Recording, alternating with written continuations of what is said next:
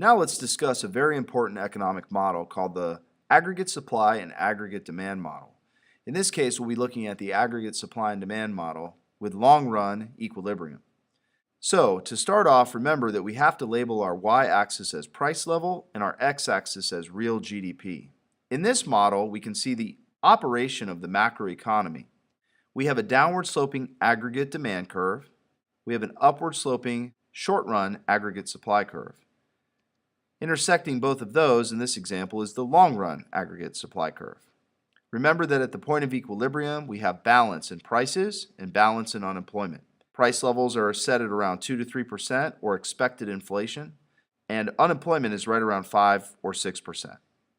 Now, on the AP exam, they may ask you to start off your economy in a recessionary gap.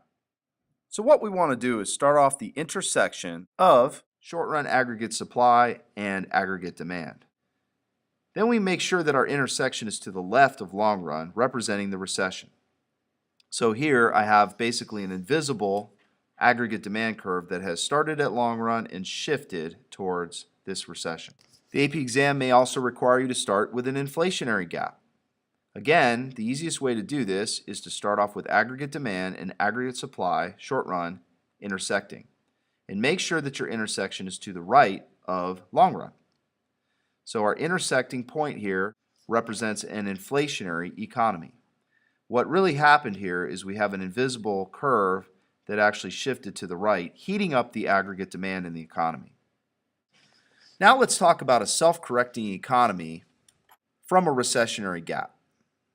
So, if we have a self-correcting economy, basically what has happened is that a recession has lagged on and caused people to change their inflationary expectations downward. Or said another way, sticky wages, or wages that were once high, are now flexible downwards.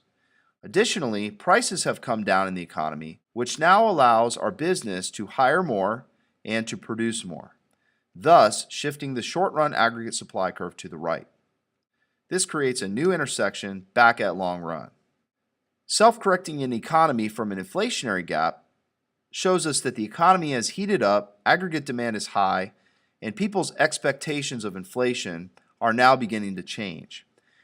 As rational expectations kick in and people begin to expect the inflation in the economy, they will adjust their wages upwards, or sticky wages will become flexible upwards. Additionally, prices that were once low and maybe contracted for a short period of time are now higher. Therefore, our business can no longer afford to hire as many workers or to buy as many inputs, as both of those prices are now more expensive for the business. The way we get back to long run here is by shifting our short run aggregate supply curve to the left, creating a new intersection, but back at long run. Another important thing to understand about the long run aggregate supply model is the concept of stagflation. Stagflation is generally caused by a short run supply shock.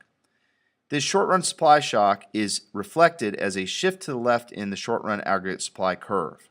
As the short-run aggregate supply curve shifts left, we see an increase in prices and a reduction in output. This causes inflation in the economy while unemployment is rising. This is also known as cost-push inflation.